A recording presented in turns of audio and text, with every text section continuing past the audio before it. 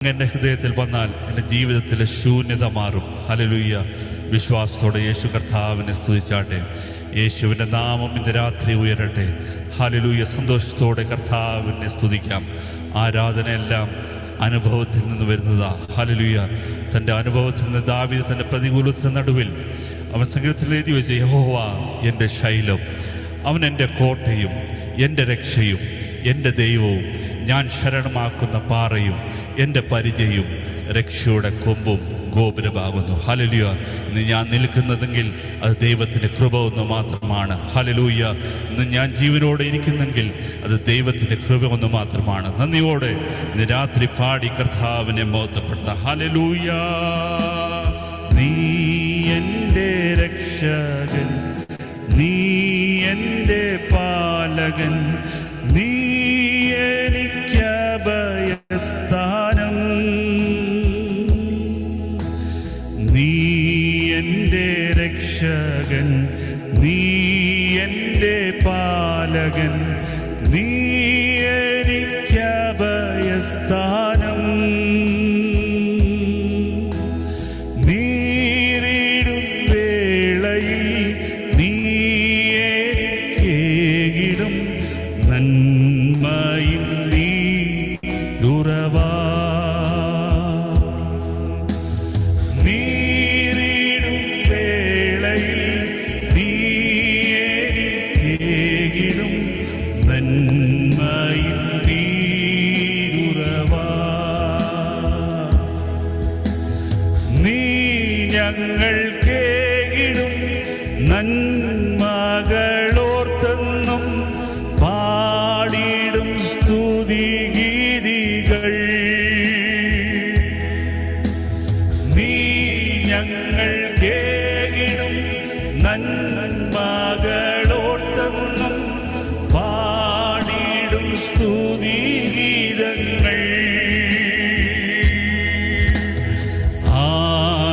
ആനന്ദഗാനങ്ങൾ ആകുല നേരത്ത് പാടി ഞാൻ ആശ്വസിക്കും, ആനന്ദഗാനങ്ങൾ ആകുല നേരത്തു പാടി ഞാൻ ആശ്വസിക്കും. പാടിയാട്ടെ. നീരിടും വേളയിൽ നീ എനിക്കേകിടും നന്മയും നീ ഉറവാ, നീരിടും വേളയിൽ നീ എനിക്കേകിടും നന്മയും നീ ഉറവാ,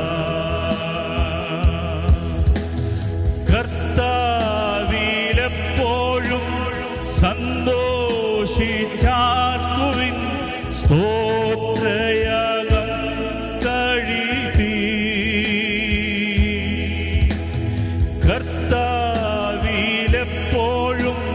സന്തോഷിച്ചാർക്കുവിൻ, സ്തോത്രയാഗം കഴിപ്പീൻ,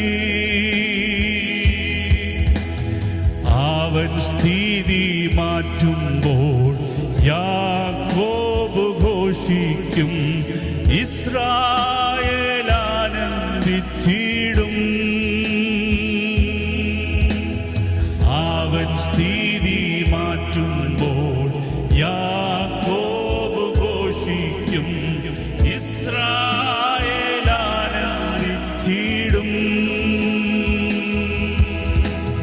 നീരിടും വേളയിൽ നീ എനിക്കേകിടും നന്മയും നീ ഉറവാ, നീരിടും വേളയിൽ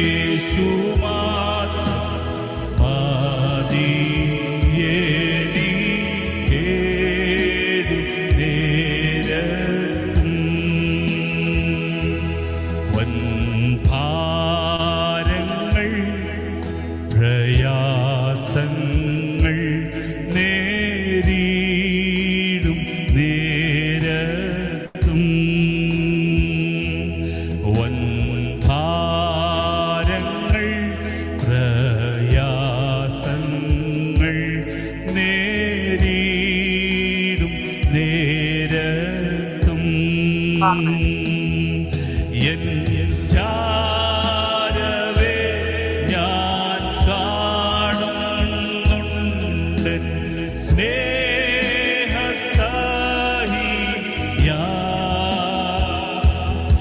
ഈ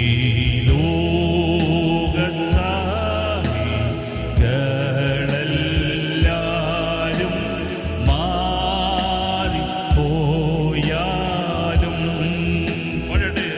എൻ രക്ഷക എൻ രക്ഷക എൻ ദൈവമേ നീയല്ലാതില്ലാരും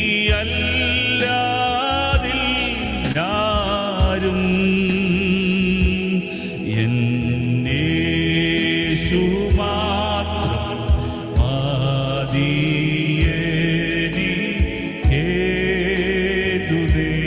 ജഗത്തും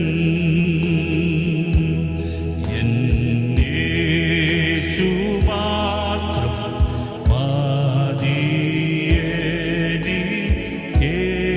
മതിയെനിക്കേതുതേ ജഗത്തും. ആരാധന ആരാധന ആരാധന ആരാധന ആരാധന ആരാധന ആരാധന ആരാധന. ഹല്ലേലൂയ. നമ്മൾ പാടിയതുപോലെ യേശു നീയാണ് എൻ്റെ ദൈവം. ഹല്ലേലൂയ. അങ്ങാണ് എൻ്റെ ശൈലം, അങ്ങാണ് എൻ്റെ രക്ഷ. ഹല്ലേലൂയ. നമുക്ക് വീണ്ടും ചേർന്ന് കർത്താവിനെ പാടി ആരാധിക്കാം. ഹല്ലേലൂയ. പാട്ടുകാരൻ പറയുന്നു, ഭീകരമാം ചെങ്കടലും മിസ്രൈമിന്റെ സൈന്യനിരയും ഭീഷണിയായി മുൻപും പിൻപും ഭീതിപ്പെടുത്തിടുമ്പോൾ. ഹല്ലേലൂയ. ഇസ്രായേൽ മക്കളുടെ മുമ്പിൽ ചെങ്കടൽ, പുറകിൽ ഫറവോനും സൈന്യവും. അവർ വളരെ ഭയപ്പെട്ടു. എന്നാൽ ദൈവം അവരുടെ അവസ്ഥയിൽ മുന്നിൽ ഇറങ്ങി വന്ന ഒരു ദൈവമുണ്ട്. ഹല്ലേലൂയ. അതേ അവസ്ഥയിൽ ആരെങ്കിലും ഇന്ന് കൂടെ പോകുന്നെങ്കിൽ എങ്ങനെ മുമ്പോട്ട് പോകും? ഹല്ലേലൂയ. ഒന്നും കഴിയാതെ സ്റ്റക്കായി നിൽക്കുന്ന ആരെങ്കിലും ഇന്ന് കേൾക്കുന്നെങ്കിൽ നമ്മുടെ അവസ്ഥയ്ക്ക് അകത്ത് ഇറങ്ങി വരുന്ന ഒരു ദൈവമുണ്ട്. ആ ദൈവത്തെ നമുക്ക് ചേർന്ന് പാടി കർത്താവിനെ മഹത്വപ്പെടുത്താം. ഹല്ലേലൂയ.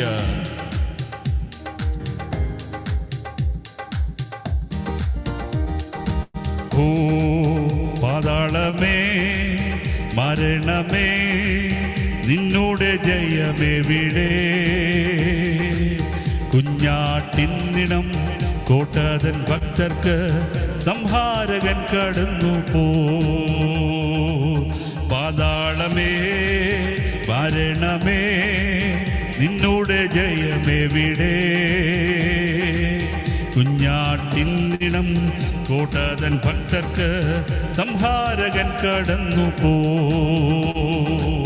ജയത്തിൻ ഘോഷം ഉല്ലാസഘോഷം ഭക്തരി കൂടാരത്തിൽ എന്നും പുതുഗീതം. മഹത്വരാജന സേനയിൽ വീരന അഭയം താൻ അവർക്കെന്നുമേ. മഹത്വരാജന സേനയിൽ വീരന അഭയം താൻ അവർക്കെന്നുമേ. ശക്തരായ രാജാക്കളാ സിയോനും മോകുമെന്ന ശങ്ക വേണ്ട, ഭീതി വേണ്ട, ശക്തൻ നിന്നായകൻ താ. ശക്തരായ രാജാക്കളാ സിയോനും മോകുമെന്ന ശങ്ക വേണ്ട, ഭീതി വേണ്ട, ശക്തൻ നിന്നായകൻ താ.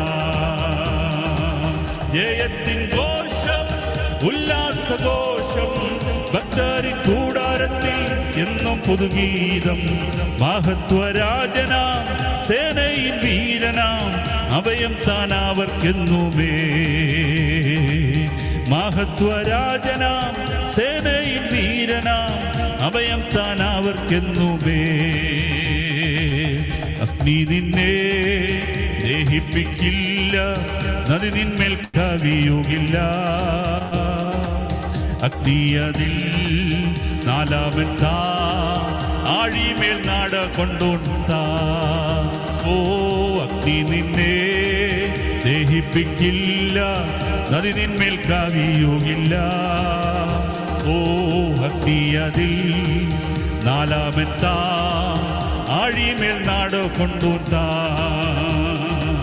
ജയത്തിൻ ഘോഷം ഉല്ലാസഘോഷം, ഭക്തരിൻ കൂടാരത്തിൽ എന്നും പുതുഗീതം.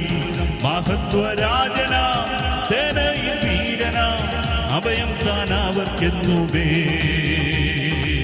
മഹത്വരാജന സേനയിൽ വീരന, അഭയം താൻ അവർക്കെന്നുമേ. ഇഹലോകമോ തരികിൽ ഒരു സുഖവും മനഃശാന്തിയതും. ഇഹലോകമോ തരികിൽ ഒരു സുഖവും മനഃശാന്തിയതും. എൻ്റെ യേശുവിൻ്റെ തിരുസന്നിധിയിൽ എന്നും ആനന്ദമുണ്ടെനിക്ക്.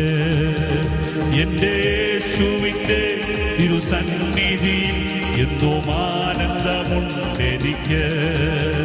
മനോവേദന ഫലശോധന മമ ജീവിത പാതയതിൽ. മനോവേദന ഫലശോധന മമ ജീവിത പാതയതിൽ. മാറാതേറിടുമ്പോൾ ആത്മനാഥനവൻ മാർവിൽ ചാരി ഞാൻ ആശ്വസിക്കും. മാറാതേറിടുമ്പോൾ ആത്മനാഥനവൻ മാർവിൽ ചാരി ഞാൻ ആശ്വസിക്കും. ദൈവകൃപയിൽ ഞാൻ ആശ്രയിച്ച് അവൻ വഴികളെ ഞാൻ അറിഞ്ഞ് അനുഗമിച്ചിടും അവനുടെ. ഹല്ലേലൂയ, അനുഗമിച്ചിടും അവനുടെ. ഓ ദൈവകൃപയിൽ ഞാൻ ആശ്രയിച്ച്, എത്ര നല്ലവൻ മതിയായവൻ, എന്നെ കരുതുന്ന കർത്തനവൻ. എത്ര നല്ലവൻ മതിയായവൻ, എന്നെ കരുതുന്ന കർത്തനവൻ. എൻ്റെ ആവശ്യങ്ങൾ എല്ലാം അറിഞ്ഞിടുന്ന ഏറ്റവും അടുത്ത സഹായകൻ. എൻ്റെ ആവശ്യങ്ങൾ എല്ലാം അറിഞ്ഞിടുന്ന ഏറ്റവും അടുത്ത സഹായകൻ. എൻ്റെ ആവശ്യങ്ങൾ എല്ലാം അറിഞ്ഞിടുന്ന ഏറ്റവും അടുത്ത സഹായകൻ. എൻ്റെ ആവശ്യങ്ങൾ. ഹല്ലേലൂയ, യേശുവേ അങ്ങേ ആരാധിക്കുന്നു. ഹല്ലേലൂയ, ചെങ്കടലിനെ പിളർക്കുന്ന ദൈവമുണ്ട്. ഹല്ലേലൂയ, അത്ഭുതകരമായി ജയോത്സവമായി അക്കരെ എത്തിക്കുന്ന ഒരു ദൈവം ഇന്ന് രാത്രി നമുക്കുണ്ട്. ഹല്ലേലൂയ. ഓ ശരധരാജ വൈശമാന ശംധരാജ. ഹല്ലേലൂയ.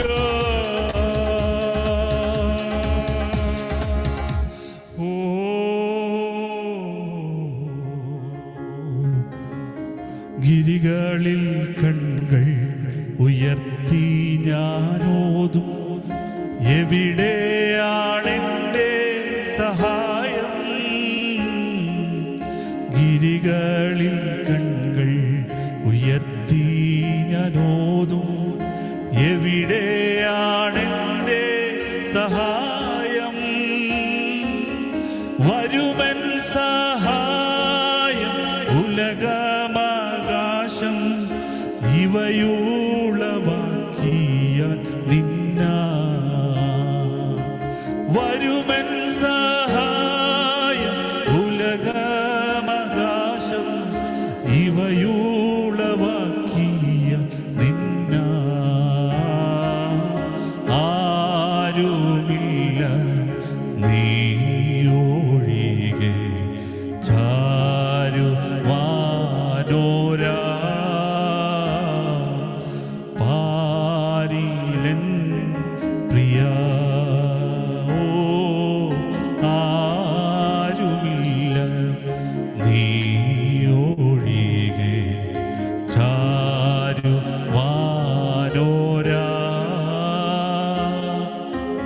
പാരിലൻ പ്രിയ. ഹല്ലേലൂയ. ഇന്ന് രാത്രി നമ്മൾ പാടിയതുപോലെ ഈ ലോകത്തിൽ നമുക്ക് ചാരുവാൻ ഒരാളുണ്ടെങ്കിൽ അത് യേശു മാത്രമാണ്. ഹല്ലേലൂയ. അവൻ നമ്മുടെ ആശ്രയമാണ്, അവൻ നമ്മുടെ ആശ്വാസമാണ്. ഹല്ലേലൂയ. Thank you.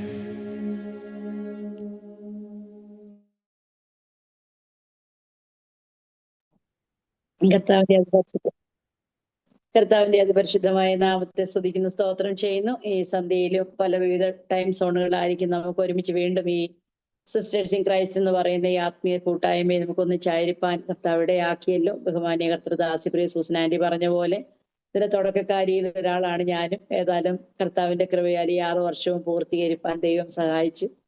ഈ പൂർത്തീകരിക്കുന്ന ഈ ദിവസം തന്നെ എന്നെ പ്രസംഗിപ്പിക്കാൻ വിളിച്ചതും എനിക്കൊരു അതിശയമായിട്ട് തോന്നാനിടയായി. കഴിഞ്ഞ ആഴ്ച വിളിച്ചതാണ്. കഴിഞ്ഞപ്പോൾ കഴിഞ്ഞ ആഴ്ച ഞാൻ ഇവിടെ ഇല്ല, ഇടുക്കിയിലായിരുന്നു. അതുകൊണ്ട് ഞാൻ തന്നെ പറഞ്ഞു അടുത്ത ആഴ്ചയെന്ന്. പക്ഷെ അത് ഈ നമ്മുടെ ഈ വർഷത്തിന്റെ എൻഡിങ് ആണെന്ന് എനിക്ക് അറിയത്തില്ലായിരുന്നു. ആട്ടെ, ദൈവം സഹായിക്കട്ടെ. അത്തവനദാസിമാർ വരുന്ന അനിതാന്റിയും പിന്നെ കുഞ്ഞോളാന്റിയും ഗൾഫിൽ നിൽക്കുന്നേ ഉള്ളൂ, വന്നു എന്നാ ഞാൻ വിചാരിച്ചേ. സ്തോത്രം. ഇത്രത്തോളം ദിവസങ്ങളൊക്കെ അവിടെ ആയിരിക്കാൻ ദൈവം പ്രത്യേകം കൃപ തന്നല്ലോ.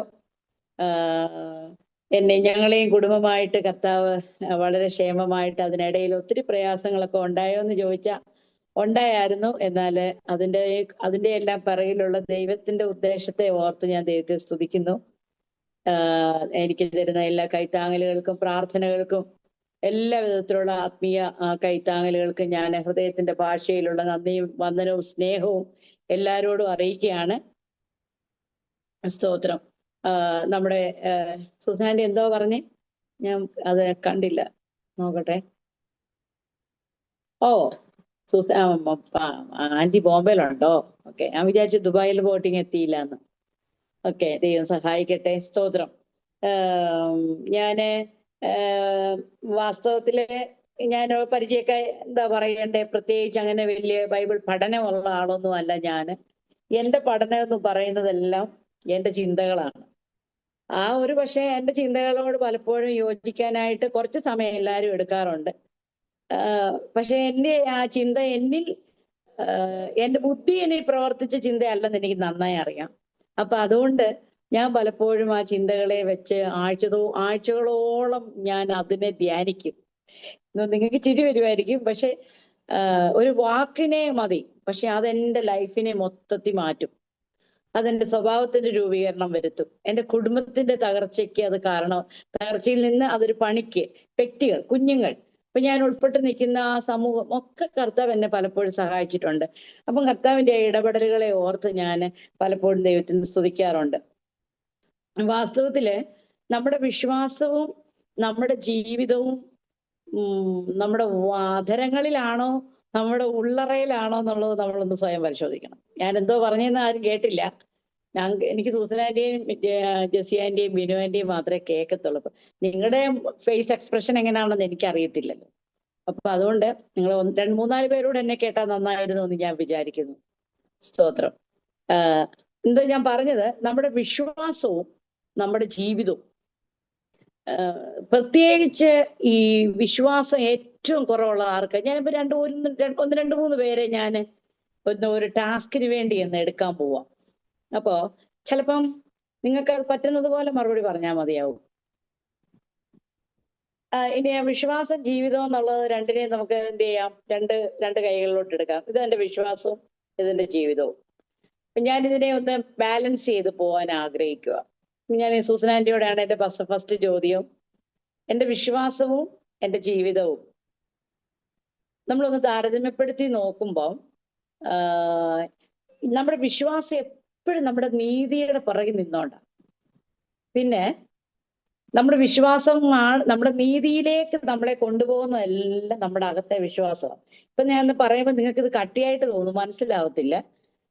എന്നാല് കർത്താവിന്റെ ദാസിയുടെ ആ മറുപടി കിട്ടിയതിന് ശേഷം ഞാൻ ബാക്കി പറയാൻ ആഗ്രഹിക്കുക. നമ്മുടെ വിശ്വാസം, നമ്മുടെ ജീവിതം, ഇത് രണ്ടിനെയും കൂടെ നമുക്കൊന്ന് ബാലൻസ് ചെയ്യാം. നമ്മൾ വിശ്വാസികൾ എന്നാണല്ലോ പറയാറുള്ളത്, അല്ലേ? നീ വിശ്വാസിയാണോ? അപ്പൊ എന്റെ അപ്പൻ ഒരു പാസ്റ്ററാണ്. അപ്പം നമ്മൾ പറയാം ആ വിശ്വാസത്തിലാ. എന്തുവാ വിശ്വാസത്തിലാണെന്ന് പറഞ്ഞാലുള്ള അർത്ഥം എനിക്ക് സൂസനാന്റി പറഞ്ഞു തന്നേ.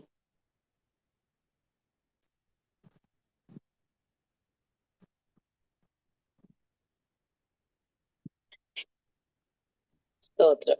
വിശ്വാസ ജീവിതം, ആ. യേശുക്രിസ്തുവിലുള്ള വിശ്വാസ ജീവിതം, ഉം.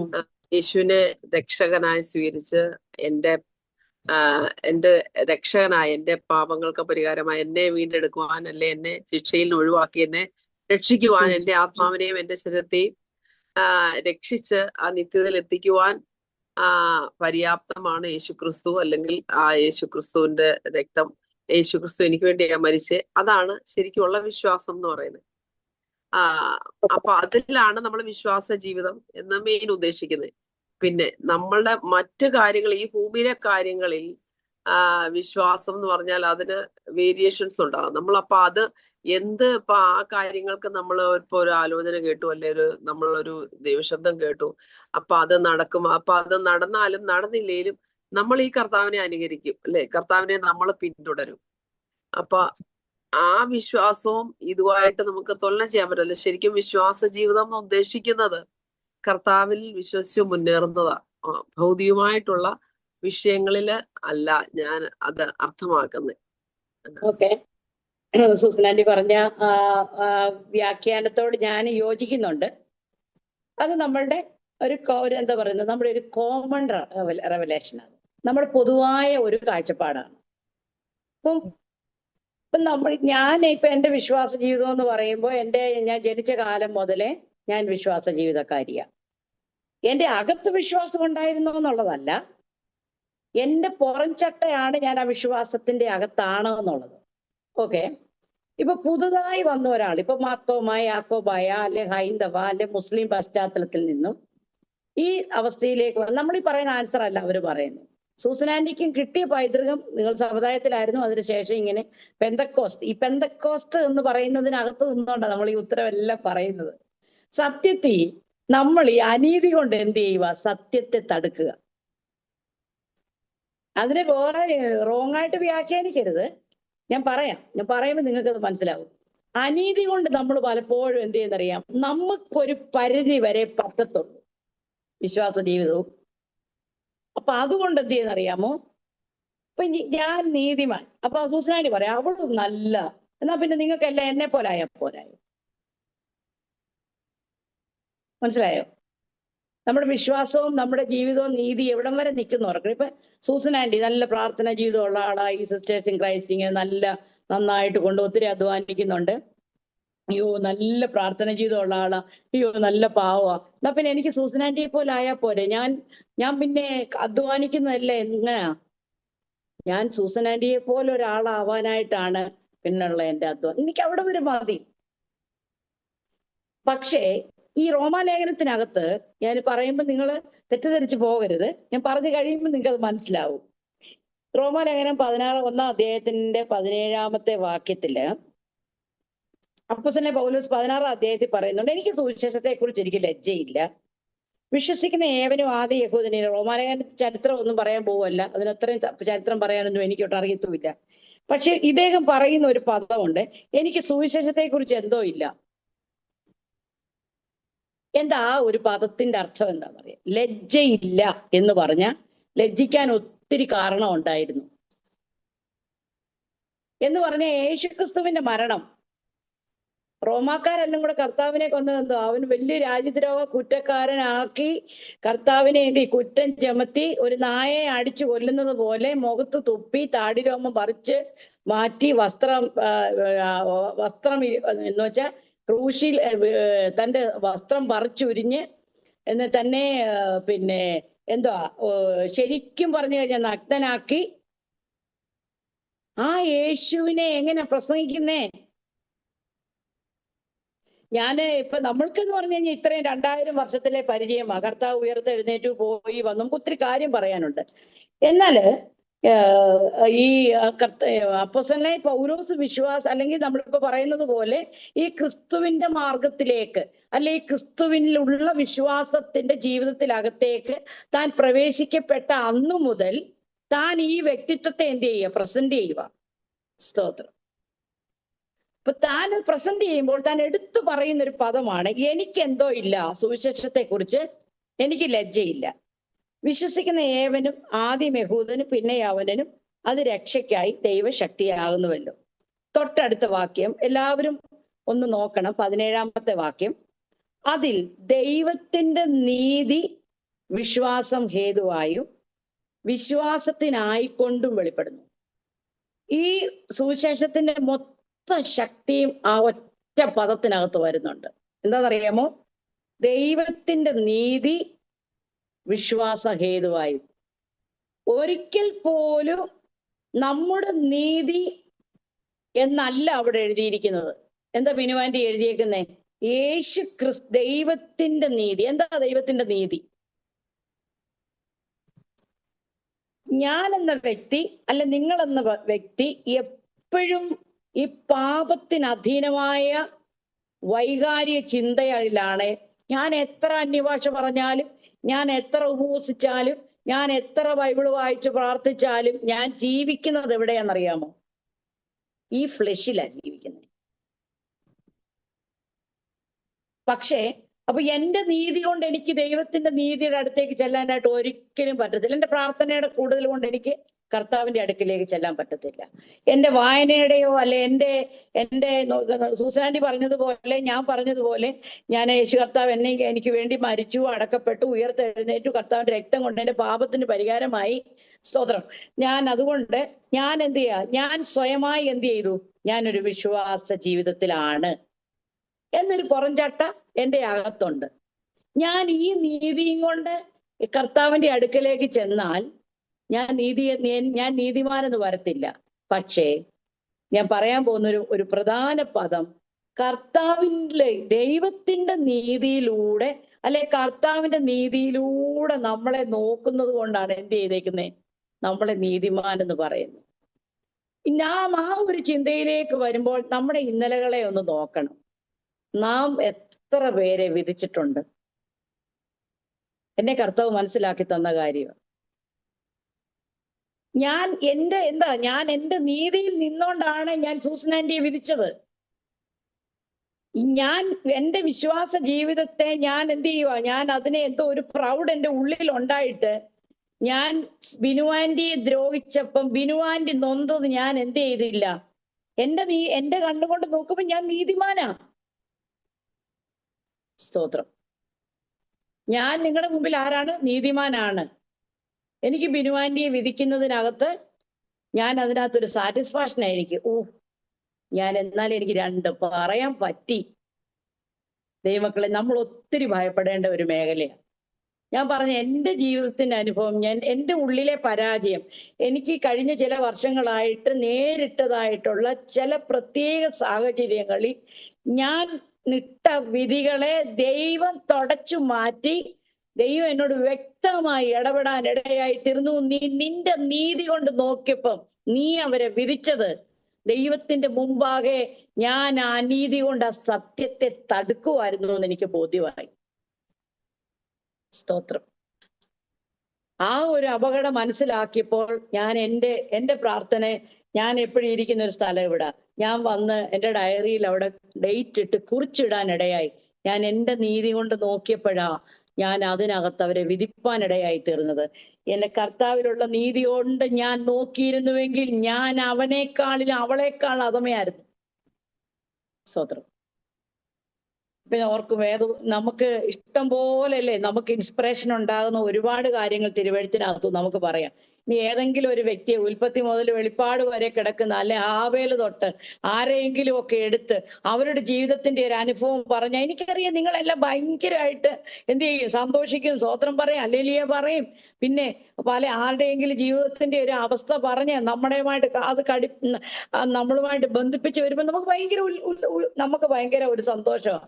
എനിക്ക് പ്രസംഗത്തിന്റെ മാർക്കൊന്നും അല്ല ഞാൻ ഉദ്ദേശിക്കുന്നത്. ഞാൻ ഇനിയും അടുത്ത ഈ 18-ാമത്തെ വാക്യം, അനീതി കൊണ്ട് എന്തുകൊണ്ടാ വചനം അനുസരിക്കുവാനായിട്ട് എല്ലാവരും ബുദ്ധിമുട്ടുന്നതെന്നറിയാവോ ജെസ്സി ആന്റി? ഇപ്പൊ നമ്മൾ ഒരാളോട് സ്നാനപ്പെടണം, അല്ലെ നിങ്ങൾ രക്ഷിക്കപ്പെടണം, നിങ്ങൾ സ്നാനപ്പെടണം, അല്ലെ നിങ്ങൾ ഇങ്ങനെ ജീവിക്കണം എന്ന് പറയുമ്പോൾ ഇത് അവർക്കറിയാമെങ്കിലും ഇവരത് ചെയ്യാത്ത എന്തുവാണെന്നറിയാമോ? ഇത് അറിഞ്ഞാൽ എന്ത് ചെയ്യണം? അറിഞ്ഞാൽ ഇത് അങ്ങനെ ചെയ്തേ പറ്റത്തുള്ളൂ. അതുകൊണ്ട് എന്ത് ചെയ്യുന്നറിയാം, ഒരിക്കലും ഇങ്ങോട്ട് വരത്തില്ല. ഒരു കാരണവശാൽ എനിക്ക് ഈ സ്നാനത്തിനൊക്കെ ഇത്രയും കട്ടിയായ ഒരു ഒരു ഒരു ബന്ധനം ഉണ്ടെന്നുള്ളത് ഈ ചെറിയ വർഷങ്ങളെ ആയുള്ളൂ മനസ്സിലായിട്ട്, കുറച്ചു നാളെ ആയുള്ളൂ. മറ്റേ നമ്മൾ ഓർക്കും ഞാൻ രക്ഷിക്കപ്പെടാത്ത സ്നാനപ്പെട്ട ആളാ ഞാൻ, എനിക്ക് അറിയത്തേ ഇല്ലായിരുന്നു. ഞാൻ 9ാം ക്ലാസ്സിൽ പഠിക്കുമ്പോൾ സഭയെ വലിയ ഉപവാസ പ്രാർത്ഥനയാ. അപ്പോ എൻ്റെ അതേ പ്രായമുള്ള 8 10 പിള്ളേരാണ് സ്നാനപ്പെടുന്നുണ്ട്. 14 15 13 16 വയസ്സൊക്കെയുള്ള ഞാനുമായിട്ട് അടുപ്പ് പ്രായമുള്ളു. പപ്പ എന്നോട് പറഞ്ഞു, നീ അടുത്ത വർഷം 10ാം ക്ലാസ്സിൽ നീ സ്നാനപ്പെടണമെന്ന് എൻ്റെ അടുത്ത് പറഞ്ഞപ്പം ഞാന് പപ്പായ്ക്ക് വേണ്ടി അന്ന് എൻ്റെ ജീവിതത്തിൽ ഏറ്റവും കൂടുതൽ എൻ്റെ അപ്പനെ അമ്മയും വെറുത്ത ദിവസമാണ് എന്നിട്ട് ഞാൻ സ്നാനപ്പെട്ടത്. സ്നാനപ്പെട്ട് കയറി വന്ന് അതിനുള്ള പ്രത്യേക കാരണങ്ങളുണ്ട്. സ്നാനപ്പെട്ടിട്ട് കയറി വന്നപ്പോ എല്ലാവരും വെള്ള പാവാടയും വെള്ള ബ്ലൗസും ഇട്ട് അകത്തോട്ട് കയറി. എനിക്കിത് രണ്ടുമില്ല. അപ്പൊ ഞാൻ ആകെ ഉണ്ടായിരുന്നത് മമ്മിയുടെ ഒരു സാരി എങ്ങാണ്ട് മുറിച്ചൊരു പന്നപ്പാവാട ഉണ്ടായിരുന്നു. അതുകൊണ്ട് മമ്മിയുടെ സാരിപ്പാവാടയുടെ അടിയിൽ എടുത്ത് ചുരുക്കി വെച്ച് കെട്ടി 2-3 ചരടും വെച്ച് കെട്ടിയാണ് ഞാൻ സ്നാനപ്പെട്ടത്. സ്നാനപ്പെട്ടിട്ട് കയറി വന്നു കഴിഞ്ഞപ്പോ എനിക്ക് ഇടാനില്ലാത്തോണ്ട് ഞാൻ പറഞ്ഞ് 10 മണി അപ്പോഴത്തെ സഭകളന്ന് ഫുഡൊക്കെ ഉണ്ട്. അപ്പം ഭയങ്കര ആരാധന, കയ്യടി, ബഹളം, ഭയങ്കര തമ്പാറടി, അന്യഭാഷ നൃത്തം ചെയ്തതിലും ഇവിടെ ഞാൻ ആരാധനയ്ക്ക് കയറിയിട്ടില്ല. എന്നാന്നറിയാവോ? സത്യത്തിൽ എൻ്റെ അപ്പൻ ഉപദേശിയല്ലേ, എനിക്ക് അടിയിലിട്ട വസ്ത്രം അത് ഇടണമെങ്കിൽ അത് ഉണങ്ങണം, അല്ലാതെ പോയി ഇരിക്കാൻ പറ്റുമോ? അപ്പൊ അവിടെ പോയി പപ്പായാണെ അന്യഭാഷ കൊണ്ടങ്ങ് നിറഞ്ഞു നിൽക്കുക സ്റ്റേജ് മൊത്തം, ഭയങ്കര പാട്ടും മേളവും. അപ്പൊ അപ്പൊ ഈ തൊട്ട് മേളിൽ താമസിക്കുന്ന മർത്തോമാവയിലെ വീടാ. അപ്പൊ അവിടുത്തെ അമ്മ എന്നെ പതുക്കെ ഇടയ്ക്കിടയ്ക്ക്, ഞാൻ ഈ ഫെയ്ത്ത് ഹോമിന്റെ അപ്പുറത്തൊരു പാറയുണ്ട്, ഞാൻ അവിടെ പോയി ഉള്ള വെയിലത്ത് എന്ത് ചെയ്യുക, ഈ തുണി ഉണക്കി ഇതൊന്ന് ആക്കിയിട്ട് വേണം എനിക്കിടാൻ. അത് കഴിഞ്ഞ് ഞാൻ ഒരു കണക്കിന് ഇത് കയറ്റിയിട്ടു. ആരും വേറെ ഇല്ലല്ലോ. എനിക്കത് പീരീഡ്സാ, ആദ്യമായിട്ട് പീരീഡ്സ് വന്നതിന്റെ അടുത്ത 2 മാസം 3 മാസം കഴിഞ്ഞപ്പോഴാണ് ഇത്. അപ്പൊ നിങ്ങൾ അവസ്ഥ ഓർത്തോണം ഇന്നത്തെ. അപ്പൊ ഞാൻ അത് കഴിഞ്ഞ് പോയിരിക്കണം. എനിക്ക് ഇങ്ങനെ സാധാരണ നമ്മൾ യോഗത്തിന് ഇരിക്കുന്ന പോലെ നമുക്ക് ഇരിക്കാൻ പറ്റത്തില്ല. ഞാൻ കാല് മടക്കി വെച്ചിട്ടാ ഇരിക്കുന്നത്. അപ്പൊ അതിന് ഭക്തിയുടെ ജോയ്സിന് ഭക്തിയുടെ കൂടുതലാണെന്ന് ആ പിള്ളേർ പറഞ്ഞോളൂ, മുഴങ്കാലെ തന്നെ ഇരുന്നേന്ന്. പിന്നെ ആരാണോ പറയോ, പാസ്റ്റർ മോള് മുഴങ്കാലെ തന്നെ. ഞാൻ മുഴങ്കാലെ ഇരുന്ന് എന്തിനാന്ന് നിങ്ങൾക്ക് മനസ്സിലായില്ലേ? കാരണം അത് കഴിഞ്ഞ് 11:30 ആയപ്പോഴാണ് ഞാൻ എനിക്ക് കയറിയിരുന്നത്. ആ ഇരുന്ന എന്നെ എഴുന്നേറ്റ് സാക്ഷി പറഞ്ഞ് എല്ലാരും പറഞ്ഞ പോലെ ഞാനും പറഞ്ഞു. അപ്പവും വീഞ്ഞും കൊണ്ടുവന്ന് ഞാൻ അതും കഴിച്ചിട്ട്, അത് കഴിഞ്ഞിട്ട് പപ്പ എന്നെ ഉന്നം വെച്ചേക്കുവാ ഇങ്ങനെ യോഗം കഴിയിട്ടടി തരാമെന്ന അതിന്റെ അർത്ഥം. സഭായം എല്ലാം കഴിഞ്ഞു, പ്രാർത്ഥനയും കഴിഞ്ഞു, ആഹാരം എല്ലാം കഴിഞ്ഞ് എല്ലാരും പോയി കഴിഞ്ഞപ്പോൾ നമുക്കറിയാം ഇനി അടുത്തായിട്ട് വരാൻ പോകുന്ന എന്താന്ന്. ഞാൻ 20 വർഷം കഴിഞ്ഞാണ് പപ്പായുടെ അത് ക്ഷമിച്ചത്. 20 years കല്യാണവും കഴിഞ്ഞ് കസിയായും ഉണ്ടായി, അവളെ സ്കൂളിലും വിട്ട് കഴിഞ്ഞിട്ട് ഞാൻ ക്ഷമിച്ചിട്ടില്ല. സ്തോത്രം, ഹല്ലേലൂയ.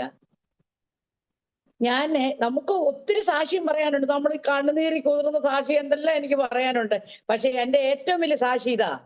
സ്തോത്രം. ഞാൻ എന്നിട്ട് എന്നെ അടിയൊക്കെ തന്നു, ഭയങ്കരമായിട്ട് എന്നെ അടിച്ചു. എനിക്ക് ഭയങ്കര വിഷമമായി. ഞാൻ 1-2 ദിവസം ആ ഏങ്ങലടി കൊണ്ട് ഞാൻ ജീവിച്ചു. ഞാൻ ഈ വീട് വിട്ടു പോകണമെന്ന് ഞാൻ ആഗ്രഹം പറഞ്ഞു. എവിടെയെങ്കിലും ഈ വീടിൽ നിന്ന് എന്തേലും പത്രത്തിൽ മലയാള മനോരമയ്ക്കകത്തൊക്കെ ഞാൻ നോക്കി ആരേലും പിള്ളേരെ എടുക്കുന്നവരുണ്ടോ, ഈ വീട് വിട്ടു പോകാം, എന്തിനാ ഇവിടെ താമസിക്കുന്നത്, ആരോടും നമുക്ക് സ്നേഹമില്ല എന്നത്. ആ ഒരു അവസ്ഥയിലൂടെ പോയ ആരേലും എന്നെ കേൾക്കുന്നുണ്ടാവും.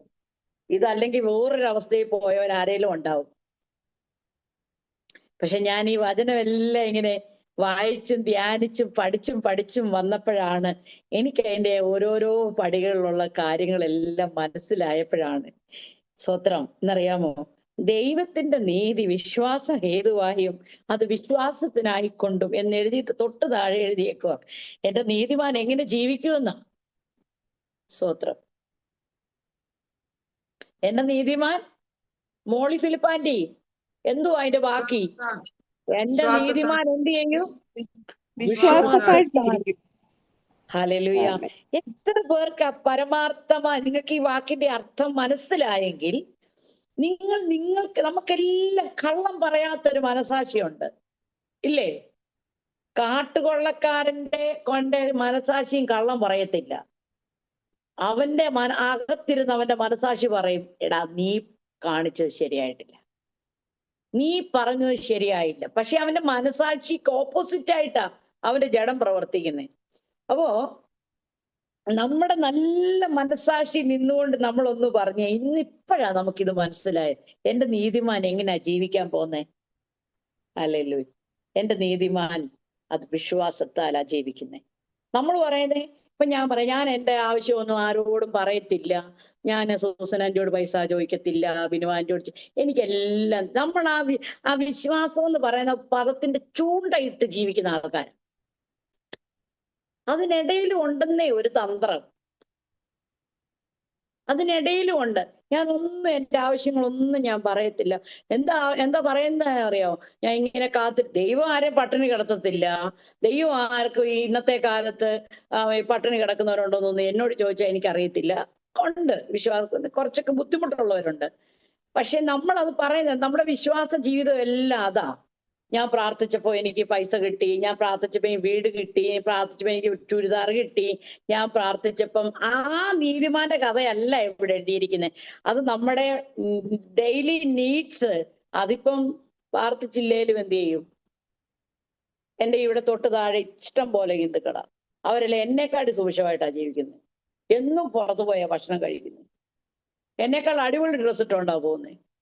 ഹല്ലേലൂയ. അപ്പൊ അതുകൊണ്ട് അത് വെച്ച് നമ്മൾ അളക്കാനായിട്ട് പാടില്ല. പക്ഷെ നമ്മൾ ഈ എന്താണെന്നറിയാവോ, നമ്മൾ നമ്മുടെ പിള്ളേരുടെ ഒരു കാര്യം, ഞാനിപ്പോ എന്റെ ഇളയെ വെച്ച് 12ാം ക്ലാസ്സിലോട്ട് കയറാൻ പോവാ. അടുത്ത ആഴ്ച സ്കൂൾ തുറക്കും. മര്യാദയ്ക്ക് ജീവിച്ചില്ലെങ്കിൽ സ്വർഗത്തിൽ പോകത്തില്ല. എന്റെ ബിനുവാന്റി മര്യാദയ്ക്ക് ജീവിച്ചാലും ജീവിച്ചില്ലേലും സ്വർഗത്തിൽ പോകത്തില്ല. നിങ്ങളാരും അതിന് മഞ്ഞുകൊള്ളണ്ട. മര്യാദയ്ക്ക് ജീവിച്ചാലും മര്യാദയ്ക്ക് ജീവിച്ചില്ലേലും സ്വർഗത്തിൽ പോകത്തില്ല. അടുത്ത പ്രാവശ്യം മുതൽ ഈ കൊച്ചിന് എന്തെങ്കിലും കുഴപ്പമുണ്ടോ എന്ന് ചോദിച്ചെന്ന് പറഞ്ഞാൽ എനിക്ക് കുഴപ്പമില്ല. കള്ള് കുടിച്ചാലും കുടിച്ചില്ലേലും ജെസി ആന്റി സ്വർഗത്തിൽ പോകത്തില്ല. സ്തോത്രം. നമ്മുടെ നീതി കൊണ്ട് നമ്മൾ പോകത്തില്ല. എന്റെ ആ വിശ്വാസത്തിന്റെ കർത്താവെ, ഞാൻ ഇത്ര വർഷമായിട്ട് ഹല്ലേലൂയ എന്ന് പറഞ്ഞ് നമ്മുടെ ആ നീട്ടിപ്പിടിച്ച സാക്ഷ്യം കൊണ്ടും നമ്മൾ സ്വർഗത്തിൽ പോകത്തില്ല. സ്തോത്രം.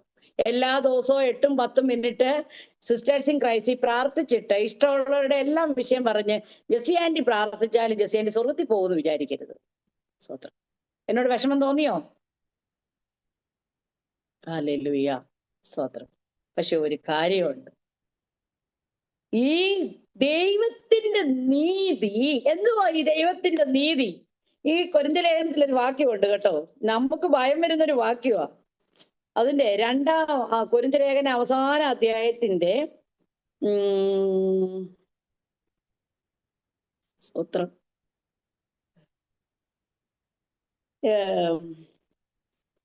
അല്ല 1 കൊരിന്ത്യർ 16 അധ്യായം.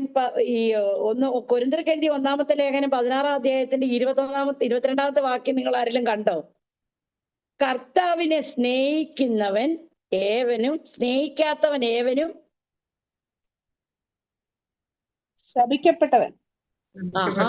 നമ്മളൊന്ന് ഇനിയൊന്ന് ഇനിയിപ്പം നമ്മൾ ശാപത്തിലാണോ അനുഗ്രഹത്തിലാണോ എന്നും നമ്മൾ പറയണം. ഇവിടെ അപ്പോസ്തലനായ പൗലോസ് കൊരിന്ത്യരോട് പറഞ്ഞു, കർത്താവിനെ സ്നേഹിക്കാത്തവൻ, എല്ലാം എഴുതിയതിന് ശേഷമാണ്, ഒരു കൃപാവരത്തിനും കുറവില്ലെന്ന് സ്വന്തമായി അഭിമാനിച്ച് സ്വന്തം നീതിയിൽ കിടന്നു ഉരുണ്ട് അങ്ങനെ ഉള്ളവരോട് പൗലോസ് അപ്പോസ്തലൻ ലാസ്റ്റ് പറയുവാണ്, ഞാൻ പൗലോസായ എന്റെ കയ്യാൽ നിങ്ങൾക്ക് വന്ദനം, പക്ഷെ കർത്താവിനെ സ്നേഹിക്കാത്തവൻ ഏവനും ആരാന്നറിയാവോ? അപ്പൊ കർത്താവിനെ സ്നേഹിക്കുന്നവൻ അനുഗ്രഹിക്കപ്പെട്ടവൻ എന്നും കൂടെ ഇല്ലേ? അതിന്റെ ഓപ്പോസിറ്റ് പദം അങ്ങനല്ലേ? കർത്താവിനെ സ്നേഹിക്കാത്തവൻ ശപിക്കപ്പെട്ടവനാണെങ്കിൽ കർത്താവിനെ സ്നേഹിക്കുന്നവൻ അനുഗ്രഹിക്കപ്പെട്ടവനാ. ഇനി ആ സ്നേഹത്തിന്റെ മാനദണ്ഡം കൂടെ ഒന്ന് നോക്കിക്കേ. ആ വിശ്വാസവും ജീവിതവും കൂടെ നോക്കിയതുപോലെ നമ്മുടെ ശാപവും നമ്മുടെ അനുഗ്രഹവും കൂടെ ഒന്ന് താരതമ്യപ്പെടുത്തി നോക്കുമ്പോൾ, ക്രിസ്തു ആഗ്രഹിക്കുന്ന അല്ലെങ്കിൽ കർത്താവ് ആഗ്രഹിച്ച, അല്ലെങ്കിൽ നമ്മെ സൂസനാൻഡി പറഞ്ഞ പോലെ നമുക്ക് വേണ്ടി ജീവൻ തന്ന് നമ്മളെ രക്ഷിച്ച് നമ്മുടെ പാപത്തെ ക്ഷമിച്ച് നമ്മളെ നീതീകരിച്ച് നമ്മളെ പുത്രന്മാരും പുത്രിമാരും ആക്കി വെച്ച് ദൈവിക അനുഗ്രഹങ്ങളും അല്ലെ എഫെസ്യർ പറയുന്ന പോലെ സ്വർഗത്തിലെ സകല ആത്മീയ അനുഗ്രഹങ്ങളാലും നമ്മൾ തുള്ളുന്ന വാക്യങ്ങളാ ഇതെല്ലാം. ഹല്ലേലൂയ, സ്തോത്രം. നമ്മൾ പറയും നമ്മൾ ആ സ്വർഗത്തിലെ ആത്മീയ, കാരണം നമ്മൾ പ്രത്യേകം ദത്തെടുത്തവരാണ്. നമ്മളെ കർത്താവ് തിരുഹിതത്തിന്റെ പ്രസാദപ്രകാരം നമ്മെ ദത്തെടുത്തിരിക്കുന്നവരാ. ഇത് നമ്മുടെ അകത്ത് കിടക്കുമ്പോൾ തന്നെ ക്രിസ്തുവിനോടുള്ള സ്നേഹത്തിന്റെ ഭാവത്തിൽ നിന്നും നാം എവിടെ നിൽക്കുന്നുവെന്ന് ഇന്ന് രാത്രി ഈ സന്ധ്യയിൽ ഈ വാക്കുകൾ കേൾക്കുക. എന്റെ ആദരം കൊണ്ട് കേട്ടു എന്ന് നിങ്ങൾ വിചാരിക്കേണ്ട, ഇത് നിങ്ങളൊരു ശബ്ദമായി അങ്ങ് കേൾക്കുക. ഇനി നമ്മൾ ഇതിനകത്ത് നമ്മെ തന്നെ ഒന്ന് വിചിന്തനം ചെയ്യാൻ ഒരു നിമിഷം. ഹല്ലേലൂയ. സ്നേഹിക്കുന്നവൻ സംസാരിക്കുവോ ബിനു ആന്റി? സംസാരിക്കുവോ? സ്നേഹമുള്ളവൻ എന്ത് ചെയ്യും? സംസാരിക്കും. ഇല്ലേ മോളി ഫിലിപ്പാൻറ്റി? സ്നേഹമുള്ളവർ സംസാരിക്കുന്നതെന്ന് പറഞ്ഞേ എന്നോടത്ത്. ഇപ്പൊ എന്നോട് ഭയങ്കര സ്നേഹമാണല്ലോ, എന്നോടൊന്ന് സംസാരിച്ചേ. മോളെ എന്തുകൊണ്ട് വിശേഷം? അല്ലേ? പല കാര്യങ്ങൾ തിരക്കും. നീ സാമ്പത്തികമായി എങ്ങനെ ഇരിക്കുന്നു, നീ ശാരീരികമായി എങ്ങനെ ഇരിക്കുന്നു, നീ ആത്മീയ എങ്ങനെ ഇരിക്കുന്നു. അപ്പൊ എന്താ, എന്നെ പറ്റി അറിയാനുള്ള ഒരു ജിജ്ഞാസ. അത് സ്നേഹത്തിന്റെ ഭാഷയാണ്. നമ്മൾ കർത്താവിനെ സ്നേഹിക്കാത്തവൻ ശപിക്കപ്പെട്ടവൻ എന്നാണെന്ന് ഇവിടെ നമ്മൾ വായിച്ചത് കൊണ്ട്, അപ്പൊ നമ്മുടെ ഉള്ളിൽ നമ്മളിനി അനുഗ്രഹത്തിന്റെ പാതയിൽ പോകണമുണ്ട്. നമുക്ക് ശാപമേ വേണ്ട, കാരണം നമ്മുടെ ശാപമല്ല കർത്താവ് ക്രൂശിൽ തീർത്തു. ഇനി നമുക്ക് ശാപമേ ഇല്ല. പിന്നെ എങ്ങനെയാ നമ്മൾ ശാപം വരുന്നേ? സകല ശാപങ്ങളും ക്രൂശിൽ കർത്താവ് ചുമന്നൊഴിച്ചു. പിന്നെന്തിനാ ഇവിടെ എഴുതിയത് ഇങ്ങനെ? കാരണം കർത്താവ് ക്രൂശിക്കപ്പെടുന്നത് പൗലോസ് കണ്ടില്ലെങ്കിൽ പോലും അവനെ കാണിച്ചു കൊടുത്ത രാത്രിയിൽ അപ്പം എടുത്തത് മുതലുള്ള ലൈവായിട്ടുള്ളത് എല്ലാ കാര്യങ്ങളും അറേബ്യ മരുഭൂമി പോയിരുന്ന് പഠിച്ചിട്ട് വന്നതാ. പിന്നെ പ്രത്യേകിച്ച് ഗമാലിയേലിന്റെ കാൽക്കീഴിൽ ഇരുന്ന് അല്ലേ ന്യായപ്രമാണം മൊത്തം അരച്ച് കലക്കി കുടിച്ച് ആ എരിവിൽ അങ്ങനെ തീഷ്ണതയുള്ള ആളാണ് ഈ എഴുത്തുകാരൻ. എന്തിനാ പിന്നെ ഇങ്ങനെ പറഞ്ഞേ? നമ്മുടെ കർത്താവുമായിട്ടുള്ള കമ്മ്യൂണിക്കേഷന്റെ അളവ് ഒന്നെടുത്ത അളവ് പോലും, നമ്മുടെ പ്രാർത്ഥനയുടെ അളവെടുക്കാൻ ഞാൻ പറഞ്ഞില്ല. നമ്മുടെ ദാനധർമ്മത്തിന്റെയോ നമ്മളുടെ ഏതെങ്കിലും ചാരിറ്റി ചെയ്യുന്നതിന്റെയോ അളവുകോലിൽ കൂടി ഈ നീതിയെ അളക്കാൻ ഞാൻ പറഞ്ഞില്ല. ഇത് ഒറ്റ അളവുകോലേ ഉള്ളൂ. കർത്താവിനോടുള്ള സ്നേഹത്തിന്റെ അളവുകോലിലേക്ക് നാം വരണം. ആ അളവുകോലിലേക്ക് നാം വരുമ്പോൾ സ്തോത്രം, നമ്മളിൽ ശാപമാണോ നമ്മിൽ അനുഗ്രഹമാണോ തുടർമാനമായി ലഭിക്കുന്നതെന്നും ഇന്ന് നാം ഏതിന്റെ നിലവാരത്തിലാണ് നിൽക്കുന്നതെന്നുള്ളതും നമുക്ക് ബോധ്യമാകും. നമുക്ക് മാനസാന്തരപ്പെടാനുള്ളൊരു വഴിയാവും. നമ്മുടെ ഇന്നലകളിലെ നമ്മുടെ നീതിയെ ഒന്ന് വെട്ടാൻ പറ്റും. ആ നീതി കൊണ്ട് നമ്മൾ അനേകരെ അളന്നു ഒന്ന് വെട്ടാൻ പറ്റും. ഹല്ലേലൂയ, സ്തോത്രം, ദൈവത്തിന് മഹത്വം. പ്രിയപ്പെട്ടവരെ, യേശു ക്രിസ്തു കർത്താവിന്റെ കണ്ണിലൂടെ നമ്മളെ നോക്കി, ഞാൻ ആ ഭാഗം അവിടെ അങ്ങ് അവസാനിപ്പിക്കുകയാണ്. ഞാൻ നിങ്ങളുടെ സന്തോഷത്തിനായിട്ടും നിങ്ങളുടെ ചിന്തയ്ക്കായിട്ടും നിങ്ങളെ ഒന്നും കൂടെ എന്താ പറയാ എന്താണ് പറഞ്ഞതെന്നുള്ളത് ഒന്നും കൂടെ ഒന്ന് ഉള്ളിലേക്ക് വരുത്താനായിട്ടും ഞാൻ ഈ ചിന്തകൾ നിങ്ങളുടെ മുമ്പാകെ പ്രസ്താവിച്ചു എന്ന് മാത്രമേ ഉള്ളൂ. പ്രവാചകനായ യെശയ്യാവ് എഴുതിയ പുസ്തകം അതിന്റെ 7-ാമത്തെ അധ്യായം 1-2 ഭാഗങ്ങൾ പറഞ്ഞ് ഒരു പ്രധാന അതിനകത്തോട് എന്നെ കർത്താവ് പഠിപ്പിച്ച ഒരു സന്ദേശം പറഞ്ഞ് ഞാൻ എൻ്റെ വാക്കുകളെ അവസാനിപ്പിക്കാനായിട്ട് ആഗ്രഹിക്കുന്നു. നമുക്കറിയാം യെശയ്യാ പ്രവാചകന്റെ പുസ്തകം 5 അധ്യായങ്ങൾ മറ്റുള്ളവരോടുള്ള ദൂതായിരുന്നു. മറ്റുള്ളവരെ കുറിച്ചുള്ള പരാമർശങ്ങളിൽ യെശയ്യാവിന്റെ കണ്ണിലെ നീതിയിലൂടെ നോക്കിയപ്പോൾ നോക്കണം, ഞാൻ ആ പറഞ്ഞ ഭാഗവുമായിട്ട് ബന്ധപ്പെട്ടതാണ്. യെശയ്യാവ് എന്ന് പറയുന്ന ശക്തനായ പ്രവാചകന്റെ കണ്ണിലൂടെ നോക്കിയപ്പം അല്ലേ ദൈവത്തിന്റെ നീതിയുടെ കണ്ണിലൂടെ നോക്കിയപ്പം താൻ ഒത്തിരി പേരിൽ അപരാധങ്ങൾ മാത്രം കണ്ടു, നടപ്പുദോഷങ്ങൾ മാത്രം കണ്ടു. താൻ അതിനെ എടുത്തെന്ത് ചെയ്യുക? അവരോട് അതിനെ പ്രബോധിപ്പിക്കുക.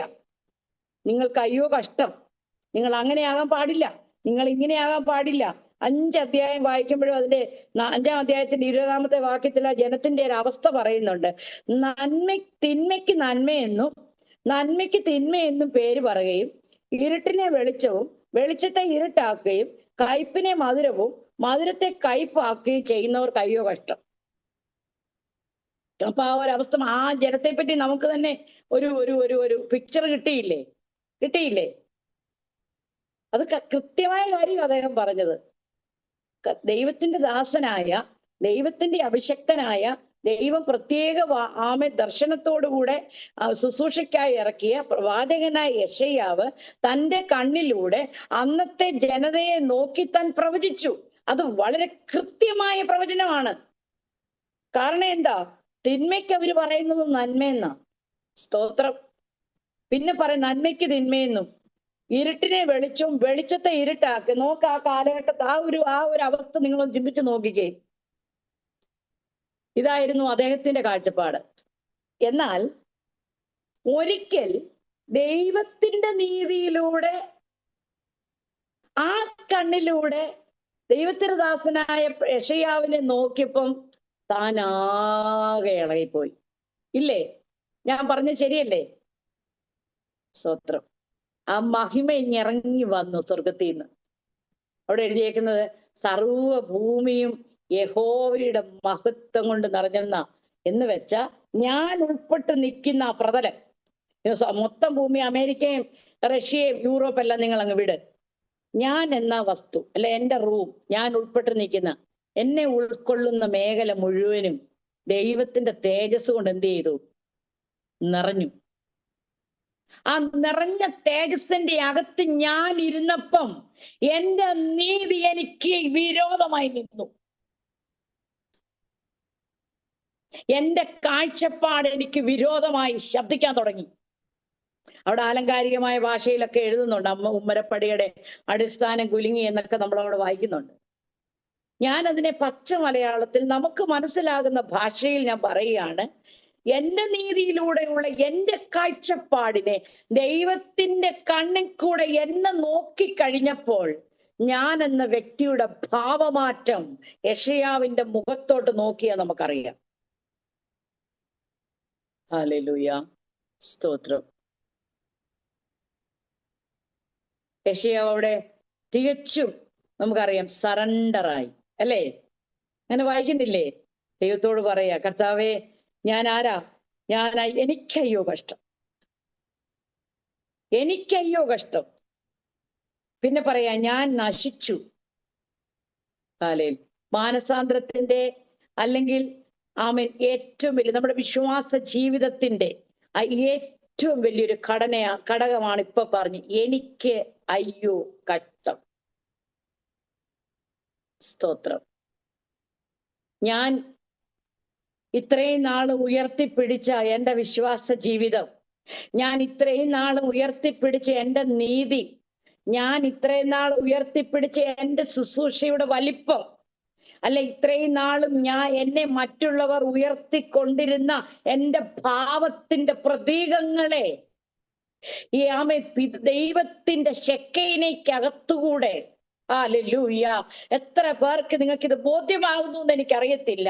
ദൈവത്തിന്റെ ആത്മാവ് നിങ്ങളെ സ്പർശിക്കുന്നുവെന്ന് ഞാൻ വിചാരിക്കുന്നു.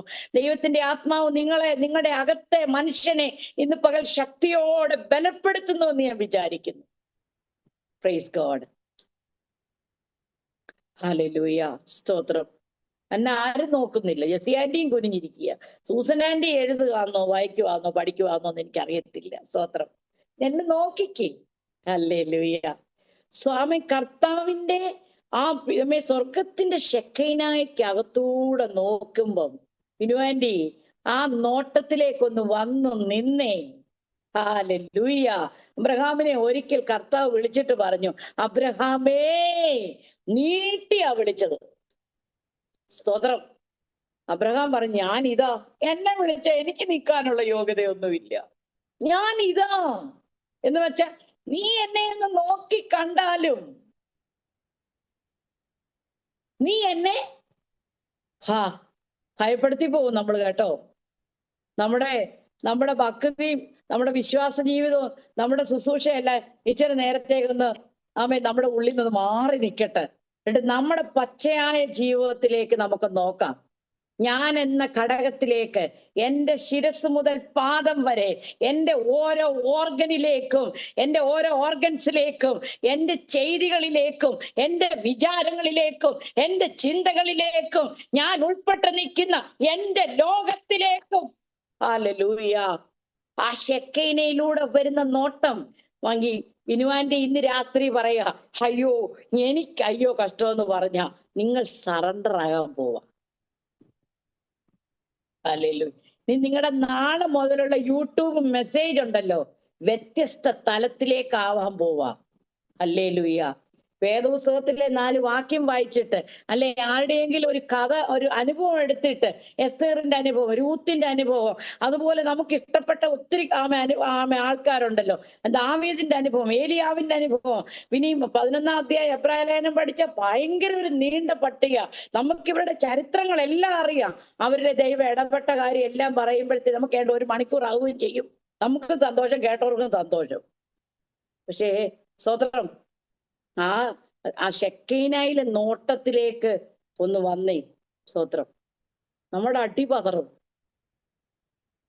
ബെൽഷസറിന്റെ ഏപ്പ് മാത്രമല്ല ആടി, ജോയ്സിന്റെ ഏപ്പും ആടും. ഹല്ലേലൂയ. പക്ഷെ നമ്മൾ എന്തുകൊണ്ടാണെന്നറിയാമോ നമ്മുടെ ഏപ്പ് ആടാതിരിക്കുന്നേ? നമ്മൾ ഒരിക്കൽ പോലും ആ നോട്ടത്തിന്റെ മുമ്പിൽ നിൽക്കാൻ തയ്യാറായിട്ടില്ല. നമ്മുടെ വിശ്വാസ ജീവിതത്തെ നമ്മൾ കെട്ടിപ്പിടിച്ച്, നമ്മൾ ഈ അനീതി കൊണ്ട്, ഈ സത്യത്തെ, ആ വാക്കുകളുടെ താഴോട്ടുള്ള വാക്കുകൾ വേറെയാ, ആ സെന്റൻസ് ഞാൻ കടമെടുത്ത സത്യം എന്നറിയാമോ, നമ്മൾ തടുത്തു വെച്ചിരിക്കുക. ആ ഒരു തേജസ്, അല്ലെങ്കിൽ ആ ഒരു നീതിയുടെ നോട്ടം, അല്ലെ ആ ഒരു ശെക്കൈനയുടെ മുന്നേ നിൽക്കാനായിട്ട് ഞാൻ പലപ്പോഴും തയ്യാറല്ല. കാരണം എൻ്റെ നഗ്നത നിങ്ങൾ കാണും. ശന്തരാധര. ഹല്ലേലൂയ, സ്തോത്രം. എല്ലാവരും ഒന്ന് പ്രാർത്ഥിച്ചാട്ടെ. 2-3-4 മിനിറ്റ് കൊണ്ട് ഞാൻ നിർത്തിക്കോളാം. നിങ്ങൾക്കിത് താല്പര്യമായോ ഇല്ലയോ എന്നുള്ളത് എന്റെ വിഷയമല്ല. സ്തോത്രം. ഈ യെശയ്യാവിന്റെ ഏപ്പാടിപ്പോയി, താൻ വിറച്ചു. താൻ പറഞ്ഞ എനിക്ക് അയ്യോ കഷ്ടം. താൻ ആയിരിക്കുന്ന ചുറ്റുപാടുകളെ കുറിച്ച് ദൈവത്തോട് പറയുക, ഞാൻ വികടമായ സംസാരമുള്ള ഒരു അധരമുള്ള മനുഷ്യനാ. ഞാൻ ആർക്കും നൊന്തൂന്ന് ഞാൻ മനസ്സിലാക്കിയിട്ടില്ല, ആരും കരഞ്ഞു എന്ന് ഞാൻ മനസ്സിലാക്കിയിട്ടില്ല, ആരുടെയെങ്കിലും ചങ്ക് പറഞ്ഞായിരുന്നോന്ന് ഞാൻ നോക്കിയിട്ടില്ല. എന്റെ നീതി വെച്ച് എന്ത് ചെയ്തു? ഞാൻ നോക്കി എനിക്ക് ശരിയെന്ന് തോന്നിയത് ഞാനങ്ങ് ചെയ്തെന്നേ. എനിക്ക് ഭയങ്കര സാറ്റിസ്ഫാക്ഷൻ. പിന്നെ തന്നെയല്ല, എന്റെ ചെയ്തിയെ പുകഴ്ത്താൻ എനിക്ക് ഒത്തിരി ആൾക്കാരും ഉണ്ടായിരുന്നു. നീയാ പറഞ്ഞതാ ശരിയായത്. രണ്ടെണ്ണം നമ്മള് എന്തൊരു അഭിമാനമാണ് നമുക്ക്. ഹല്ലേലൂയ. നമ്മുടെ നീതിയെ ഞാൻ പറയട്ടെ, വേഗം പറഞ്ഞ് അവസാനിപ്പിക്കാം. സ്തോത്രം. പറയാ, ഞാൻ ശുദ്ധിയില്ലാത്ത അതിരമുള്ള മനുഷ്യനാണ്, ശുദ്ധിയില്ലാത്ത ജനത്തിന്റെ നടുവിൽ പാർക്കുന്നു. നോക്കണമേ, നമ്മൾ ഇച്ചിരി സുസനാന്റി, നമ്മൾ ഇച്ചിരി തകർക്കപ്പെട്ടാലും, ആരുടെയും വാക്കുകളുടെ മുമ്പിൽ നാം മുറിഞ്ഞാലും, പക്ഷെ നമ്മളെ അടുത്ത പണിയാണ് ഏറ്റവും വലുത്. അടുത്തൊരു തരംഗം അല്ലേ, ഓരോരോ കാലഘട്ടത്തിന് ഓരോ തരംഗങ്ങളുണ്ട്. ആമേൻ, സ്തോത്രം. നിങ്ങൾക്ക് കുറെ സന്തോഷം വരുന്നില്ലെങ്കിൽ പോലും ഇത് നിങ്ങളുടെയും എന്റെയും ദോഷത്തിനല്ല, നമ്മുടെ ഒന്നും കൂടെ പരിശുദ്ധാത്മാ മോൾഡ് ചെയ്തെടുത്ത് ഒരു വ്യത്യസ്ത നിലവാരത്തിലേക്ക് എത്തപ്പെടുത്തുവാൻ പരിശുദ്ധാത്മാവ് ഇങ്ങനെ കാത്തു വന്ന് നിൽക്കുക. പക്ഷേ പലരും, ഏറെ ശതമാനം ആൾക്കാരും അവിടുന്ന് ഇരിപ്പിടം വിട്ട് എഴുന്നേക്കാൻ ആരും തയ്യാറല്ല, ഈവൻ ഞാൻ ഉൾപ്പെടെ. ഹല്ലേലൂയ, സ്തോത്രം. നമുക്കറിയാം യെശയ്യാവ് മൊത്തത്തിൽ മാറി. തന്റെ ശുശ്രൂഷ മാറി, തന്റെ അതരത്തിന്റെ അവസ്ഥകൾ മാറി, തന്റെ ശബ്ദം മാറി, തന്റെ കാഴ്ചപ്പാട് മാറി, തന്റെ പ്രവചനം മാറി. ഹല്ലേലൂയ, സ്തോത്രം. താനൊന്നു എന്താ പറയാ, ഞാൻ പറയാൻ പോകുന്നൊരു കാര്യം നോക്കണമേ. 7-ാം അധ്യായത്തിൽ ഒരു സംഭവമാണ്, അത് വായിച്ച് ഞാൻ അങ്ങ് നിർത്തിക്കോളാം. ഉസിയാവിന്റെ മകനായി യോഥാമിന്റെ മകനായി യഹൂദ രാജാവായ ആഹാസിന്റെ കാലത്ത് അരാമ്യ രാജാവായ രസീനും രമല്യാവിന്റെ മകനായ ഇസ്രായേൽ രാജാവായ പേക്കഹും യെരൂശലേമിന്റെ നേരെ യുദ്ധം ചെയ്യുവാൻ പുറപ്പെട്ടു വന്നു. അതിനെ പിടിപ്പാൻ അവർക്ക് കഴിഞ്ഞില്ല താനും. അരാം എഫ്രൈമിനോട് യോജിച്ചിരിക്കുന്നു എന്ന് ദാവീദ് ഗൃഹത്തിന് അറിവ് കിട്ടിയപ്പോൾ അവന്റെ ഹൃദയവും അവന്റെ ജനത്തിന്റെ ഹൃദയവും കാട്ടിലെ വൃക്ഷങ്ങൾ കാറ്റുപോലെ ഉലയും പോലെ ഉലഞ്ഞുപോയി. അവർക്കെതിരെയുള്ള ഒരു വാർത്ത കേട്ടപ്പോൾ, അവർക്കെതിരെ വരുന്ന ഒരു യുദ്ധത്തെ കുറിച്ച് കേട്ടപ്പോൾ, സൂസനന്റെ ഈ വചനം എഴുതിയിരിക്കുന്ന ആ ഒരു പദം നിങ്ങൾ ശ്രദ്ധിച്ചു നോക്കിക്കേ. എന്താ അറിയാമോ? അവന്റെ ജനത്തിന്റെ ഹൃദയവും അവന്റെ ഹൃദയവും കാട്ടിലെ വൃക്ഷങ്ങൾ കാറ്റുകൊണ്ട് ഉലയും പോലെ ഉലഞ്ഞു. ഇത് നമുക്ക് ആർക്കെങ്കിലും വന്നിട്ടുണ്ടോ അങ്ങനെ? ആടിയോ? വലിയ കൊടുങ്കാറ്റ് വന്ന തേക്കുമരം വരെ എന്ത് ചെയ്യും? പ്ലാവ് എന്ത് ചെയ്യും? ഒടിയും. ആഞ്ഞിലി എന്ത് ചെയ്യും? നോക്കണം. ഇവർക്കെതിരെ വരുന്ന ഈ യുദ്ധത്തെ കുറിച്ച് കേട്ടപ്പോൾ അവന്റെ ഹൃദയവും അവന്റെ സൈന്യത്തിന്റെ ഹൃദയവും എങ്ങനെ ഒലഞ്ഞെന്നാ എഴുതിയേക്കുന്നേ? കാട്ടിലെ മൃഗങ്ങൾ, കാട്ടിലെ സസ്യങ്ങൾ, മരങ്ങൾ കാറ്റുകൊണ്ട് ഉലയും പോലെ ഉലഞ്ഞു. ഓക്കെ. അപ്പോൾ യഹോവ യെശയ്യാവിനോട് അരുളി ചെയ്തത് എന്തെന്നാൽ, നീയും നിന്റെ മകൻ ശെയാർ-യാശൂവും അലക്കുകാരന്റെ വയലിലെ പെരുവഴിക്കൽ മേലെ കുളത്തിന്റെ നീർപ്പാത്തിയുടെ അറ്റത്ത് ആഹാസിനെ എതിരേൽപ്പാൻ ചെന്ന് അവനോട് പറയേണ്ടത്. എത്ര പേർക്ക് നിങ്ങളുടെ ഇപ്പോഴത്തെ ഞാൻ എൻ്റെ കർത്താവിനോട് പ്രാർത്ഥിച്ചുകൊണ്ടിരിക്കുന്ന ഒരു കാര്യമാണ് നിങ്ങളോട് ഞാൻ പറയാൻ പോകുന്നത്. ഈ ലൈഫിന്റെ നിലവാരത്തിനൊരു മാറ്റം വരണം. ലൈഫ് എന്ന് പറഞ്ഞാൽ നിങ്ങളുടെ കാശ് കൂടേണ്ട കാര്യം ഞാൻ പറഞ്ഞില്ല. നിങ്ങളുടെ വീട് 2 മുറി 4 മുറി ആക്കുന്ന കാര്യമല്ല ഞാൻ പറഞ്ഞേ. നിങ്ങളുടെ നാവിന്റെ മൂർച്ച, നിങ്ങളുടെ വാക്കുകളുടെ മൂർച്ച, നിങ്ങളുടെ ശുശ്രൂഷയ്ക്ക് ദൈവം വെച്ചിരിക്കുന്ന ആ ഒരടുത്ത പടി. സ്തോത്രം. എന്നും എസ്തറിന്റെ, ദാവീദിന്റെ, രൂത്തിന്റെ കഥയ്ക്കകത്ത് നിൽക്കാതെ നിന്റെ അകത്ത് വ്യാപരിക്കുന്ന അവസ്ഥയിൽ നിന്നൊരു ദൂത് തയ്യാറാക്കുവാൻ, അത് ജനത്തിന് പ്രസന്റ് ചെയ്യും. നോക്കണം, മരം പോലെ ഒലഞ്ഞാടിയ ആ ജനത്തോട് സംസാരിക്കുവാൻ ദൈവം യെശയ്യാവിനെ പറഞ്ഞങ്ങോട്ട് വിടുക. നീ നിന്റെ മോനെയും കൊണ്ട് എന്ത് ചെയ്യണം? നോക്കണം, എവിടെ ചെല്ലാൻ പറഞ്ഞേ? നീ ആ അലക്കുകാരന്റെ, നോക്കണം, ഈ തുണി അലക്കുന്നവനെ വരെ കർത്താവ് ഇതിനകത്ത് പറഞ്ഞേക്കുക. ഹല്ലേലൂയ. അവൻ പോയി നിൽക്കേണ്ട ആ സ്ഥലത്തെ പറ്റി ഇങ്ങനെ ഇടപെടുവോ ദൈവം? ഇങ്ങനെ സംസാരിക്കുവോ കർത്താവ്? Praise Lord. യെശയ്യാന്റെ ഇങ്ങനെ സംസാരിക്കുവോ നമ്മളോട്? ഒലഞ്ഞിരിക്കുന്ന ആരോടേലും ഈ ഒരു ദൂത് പറയാൻ മാത്രം കർത്താവിന്റെ അഭിഷേകത്തിലേക്ക് വരാൻ എത്ര പേർക്ക് തയ്യാറാ? Glory to God. അലക്കുകാരന്റെ വയലിലെ പെരുവഴിക്കൽ മേലെ കുളത്തിന്റെ നീർപ്പാത്തിയുടെ അറ്റത്ത് ആഹാസിനെ എതിരേൽപ്പാൻ ചെന്ന് അവനോട് പറയണം, സൂക്ഷിച്ചു കൊള്ളുക. ഈ കാലഘട്ടത്തിൽ ഒരെണ്ണമേലും അങ്ങനെ എഴുന്നേക്കണേ എന്നാ എന്റെ പ്രാർത്ഥന. നമ്മുടെ ജീവിതത്തിന്റെ അനുഭവങ്ങളിൽ ആടി ഉലഞ്ഞു പോകുന്ന വിശ്വാസ ജീവിതത്തിൽ ദുഷ്ടനായ പിശാച് തന്ത്രം മെനഞ്ഞ് നമ്മുടെ അകത്തെ മനുഷ്യനെ കെട്ടടക്കി, നമ്മുടെ അകത്തെ മനുഷ്യന്റെ ശക്തിയെ കെടുത്തിക്കളയുന്ന ചിന്തകളും വിചാരങ്ങളും അനുഭവങ്ങളും വെളിപ്പെടുമ്പോൾ നമ്മോട് ദൈവത്തിന്റെ ആലോചന ഒന്ന് മുഖത്ത് നോക്കി പറയുവാൻ ചില യെശയ്യാവുമാരെ നമ്മുടെ ഇടയിൽ നിന്ന് കർത്താവ് നോക്കുക. സ്തോത്രം.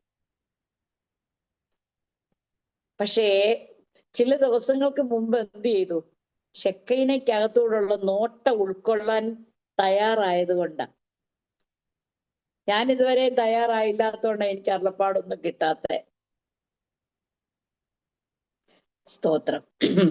എന്നിട്ട് പറഞ്ഞത് സാവധാനമായിരിക്ക, പുകയുന്ന ഈ രണ്ട് മുറിക്കൊള്ളി നിമിത്തം, അരാമിന്റെയും രസീന്റെയും രമല്യാവിൻ മകന്റെയും ഉഗ്രകോപം നിമിത്തം കർത്താവ് പറഞ്ഞ എന്തെന്നറിയാമോ?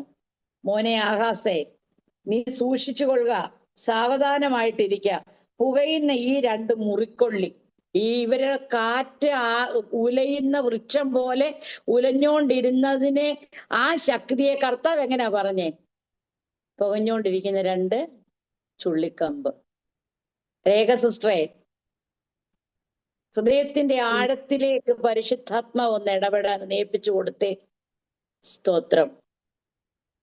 നീ വലിയ ശക്തിയെ നിന്റെ ഹൃദയത്തോട് വാദിക്കുന്ന രണ്ട് കാര്യങ്ങൾ ഇന്ന് പകൽ ദൈവത്തിന്റെ ആത്മാവ് നിന്നോട് പറയുക, ആമേ, നീ സൂക്ഷിച്ചു കൊള്ളുക, സാവധാനമായിരിക്ക. അതിനെ വലിയ നമ്മൾ കട്ടിയായിട്ട് അയ്യോ ഇപ്പൊ തകർത്ത് കളയും എന്ന് പറയുന്ന ആ അനുഭവത്തെ കർത്താവ് പറഞ്ഞ എന്താണെന്നറിയാമോ? ദൈവം നേരിട്ട് വന്ന് പറഞ്ഞതല്ല, ദൈവം ഒരു വ്യക്തിയെ ഒരുക്കി, ഒരു പ്രവാചകനെ ഒരുക്കി, ഒരു സൂസനാന്റിയെ ഒരുക്കി, ഒരു ബിനുവാന്റിയെ ഒരുക്കി, ഒരു ജെസിയാന്റിയെ ഒരുക്കി. സ്തോത്രം. ഒരു ജോയ് സിസ്റ്ററിനെ ഒരുക്കി. പറയുക, നീ എന്ത് ചെയ്യേ? എത്ര പേര് തയ്യാറാ? ഹല്ലേലൂയ, പ്രൈസ് ഗോഡ്. സാവധാനമായി, ചുമ്മാ പറയുന്ന കാര്യമല്ല.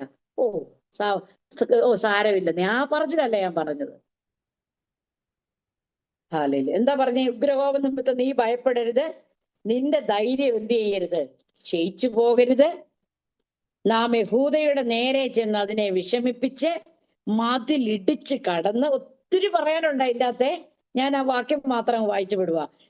പിന്നെ താബേലിന്റെ മകനെ അവിടെ രാജാവായി വാഴിക്കണമെന്ന് പറഞ്ഞു. അരാമും എഫ്രൈമും രമല്യാവിന്റെ മകനും നിന്റെ നേരെ ദുരാലോചന ചെയ്യുകൊണ്ട് യഹോവയായ കർത്താവ് ഇപ്രകാരം അരുളി ചെയ്തു. എന്താ? ആ ദുരാലോചന നടക്കത്തില്ല. ഇത്ര ഉള്ളൂ. ആ ദുരാലോചന എന്തിട്ട്? നിനക്കെതിരെയുള്ള നോക്കണം, എല്ലാ ഏറിയായും കർത്താവ് പോയി പിടിച്ചുകൊണ്ട് വന്നേക്കുക. അവൻ ആലോചിച്ചു, അവൻ പറഞ്ഞതും അവൻ എടുത്തതും സകലതും കർത്താവ് പോയി ഉണ്ടാവും. അപ്പൊ നമ്മുടെ എത്ര ഏറിയയിലേക്ക് ദൈവത്തിന്റെ ദൃഷ്ടി വരുന്നുണ്ടെന്ന് നോക്കണം. സ്തോത്രം. പറയാ, അവർ നിനക്കെതിരെയുള്ള കൂടിയ ആലോചന ഞാൻ എന്ത് ചെയ്ത് കണ്ടോട് വന്ന് പറയാ, യഹോവയായ കർത്താവ് ഇപ്രകാരം അരുളി ചെയ്തു. അത് നടക്കത്തുമില്ല, അത് സാധിക്കത്തുമില്ല. അവൻ കൂടി ആലോചിച്ച് വ്യർത്ഥമായി പോകത്തേ ഉള്ളൂ. നിനക്കെതിരെ വരുന്ന ആ തലത്തെ നീ ഭയപ്പെടണ്ട, കർത്താവ് നിന്നോട് കൂടെയുണ്ട്. ഹല്ലേലൂയ, സ്തോത്രം. എപ്പോഴാ ഇത് അനുഭവം പറയാനുള്ള ശുശ്രൂഷയുടെ അനുഭവം ലഭിച്ചെന്ന് മനസ്സിലായോ? സ്നേഹത്തിൽ ഒത്തു വന്നപ്പോ, തേജസ്സിനകത്തൂടെ നോക്കിയപ്പോൾ അടുത്തുപോയി നിന്ന് സ്വയമായിട്ട് പരിതപിക്കാൻ, അല്ലെങ്കിൽ സ്വയമായിട്ട് ചങ്കത്തടിക്കാൻ, സ്വയമായിട്ടൊന്ന് ചെറുതാകാൻ, സ്വയമായിട്ട് ഒന്ന് ഇല്ലാതാകാൻ, ഇന്നലകളിൽ വിധിച്ച വിധിയെ എന്റെ നീതി കൊണ്ട് നോക്കി അളന്ന വിധികളെ ഞാനൊന്ന് ഇല്ലാതാക്കി. സ്തോത്രം. അവരെ സ്വർഗത്തിലെ ദൈവം നോക്കിയിരുന്നെങ്കിലോ എന്ന ചിന്തയിലേക്ക് വന്നപ്പോൾ നമ്മുടെ ശുശ്രൂഷയുടെ അനുഭവം മാറി. ധൈര്യമായിട്ട് ഞാൻ പറയാം, മിനി സുരേഷ് ആന്റി, നിങ്ങൾ പേടിക്കണ്ട. സ്തോത്രം. ദുഷ്ടന്റെ ദുരാലോചന അത് സാധിക്കത്തില്ല, അത് നടക്കത്തില്ല. ഇനി ഒരു പ്രവാചകനെ തപ്പി പോകണ്ട. സ്തോത്രം. എന്തേലും കാശുണ്ട്, എന്തേലും നല്ല മേടിച്ച് കഴിച്ചോ. ഹല്ലേലൂയ. കൊണ്ട് അമ്മേ ഒന്ന് അല്ലേ, ഞാനത് തമാശയ്ക്ക് അങ്ങ് പറഞ്ഞതേ ഉള്ളൂ കേട്ടോ. ഞാൻ പറഞ്ഞത് ആ ദുരാലോചനയുടെ പിറകിലുള്ള സകല ഭവിഷ്യത്തുകളെ ഇന്ന് രാത്രികാലം ദൈവത്തിന്റെ വചനത്തിന്റെ വാള് ചെന്ന് അതിന്റെ അടിവേര് തകർക്കുന്നെന്ന് പറയാൻ പറ്റുമോ ഇന്ന്? ഹല്ലേലൂയ, സ്തോത്രം. ആമേൻ. എന്റെ സമയം ഇവിടെ അവസാനിച്ചിട്ടുണ്ട്. 7 മണിയായല്ലേ? അയ്യോ, സോദര 7:09. ഞാൻ നിർത്താമേ. ഞാൻ പറയാൻ വന്നതിന്റെ ഒരു ഭാഗത്തോളും ഞാൻ വന്നില്ല. എനിവേ, ഇനിയൊരു അവസരം ഞാനത് പറഞ്ഞോളാം. എല്ലാ പ്രിയപ്പെട്ടവരും ഒരു നിമിഷം ദൈവസന്നിധിയിൽ ഒന്ന് കണ്ണടച്ചാട്ടെ. കർത്താവിനെ സ്നേഹിക്കുന്നവൻ അനുഗ്രഹിക്കപ്പെട്ടവൻ. ആ സ്നേഹം ഏതുവഴി വന്നു, എങ്ങനെയാണ് അതിന്റെ അളവുകോല് എന്നുള്ളത് നമ്മുടെ അകത്തെ അതിന് PhD ഒന്നും വേണ്ട. അതിന് ബീഡി ബിരുദം ഒന്നും വേണ്ട. അതിന് ഇത്ര പാരമ്പര്യത്തിന്റെ വേലയുടെ വർഷത്തിന്റെ കണക്കൊന്നും പറയണ്ട. ഹല്ലേലൂയ. കർത്താവെ, ഞാൻ ഈ ജനത്തെ അനുഗ്രഹിച്ച് പ്രാർത്ഥിക്കുന്നു. കേട്ട ദൈവത്തിന്റെ വചനം എങ്ങനെ ഗ്രഹിക്കാൻ കഴിഞ്ഞുവെന്ന് എനിക്കറിയത്തില്ല കർത്താവെ. പക്ഷേ പരിശുദ്ധാത്മാവ് ഗ്രഹിപ്പിച്ചു കൊടുക്കുന്നതിനായി സ്തോത്രം ചെയ്യുന്നു. കർത്താവെ, ഞങ്ങൾ ദൈവത്തിന്റെ നീതി, വിശ്വാസം, ആ വിശ്വാസത്തിന് അത് ഹേതുവായി ഞങ്ങളിൽ വ്യാപരിക്കുന്ന ദൈവത്തിന്റെ ശക്തിയുടെ അളവറ്റ വലിപ്പം ഞങ്ങളിലൂടെ വ്യാപരിച്ച് അത് അനേകരിലേക്ക് വ്യാപരിപ്പാൻ ഇടയാകണമേ. അനീതി കൊണ്ട്, ഞങ്ങളുടെ അനീതി കൊണ്ട് ആരുടെയും സത്യത്തെ തടുക്കുന്നവരായി തീരുവാൻ ഇടയാക്കാതെ കർത്താവെ, അവിടുത്തെ ആത്മാവിന്റെ കൃപകളാൽ ഓരോ ദിവസവും ജീവിപ്പാനായിട്ട് ജനത്തെ ഓരോരുത്തരെയും സഹായിക്കണമേ. കർത്താവ്, എളിയവളായ എന്നെയും സഹായിക്കണമേ. സൂസൻ ആന്റിക്ക് പ്രത്യേക കൃപയും അഭിഷേകം കൊടുത്ത് ഈ ദിവസങ്ങളിൽ അവരായിരിക്കുന്ന മേഖലകളിലെ ശുശ്രൂഷകൾ, തലമുറയുടെ വിഷയങ്ങൾ, അവരുടെ ഭാവി, അവരുടെ തുടർന്നുള്ള ഓരോരോ സ്റ്റെപ്പുകളും, ഓരോ ഡേ ബൈ ഡേ ജീവിതത്തിലുള്ള എല്ലാ അനുഭവങ്ങളുടെ മേലും കർത്താവിന്റെ കൃപ ഈ നാളുകളിൽ കൂടെ ഇരിക്കണമേ. എന്നെ കേട്ട സകല പ്രിയപ്പെട്ടവരെയും അനുഗ്രഹിച്ച് പ്രാർത്ഥിക്കുന്നു. എല്ലാം മഹത്വം അവിടുന്ന് എടുക്കും. യേശു ക്രിസ്തുവിൻ നാമത്തിൽ അപേക്ഷിക്കുന്നത് കരുണയോടെ കേൾക്കണമേ പിതാവേ.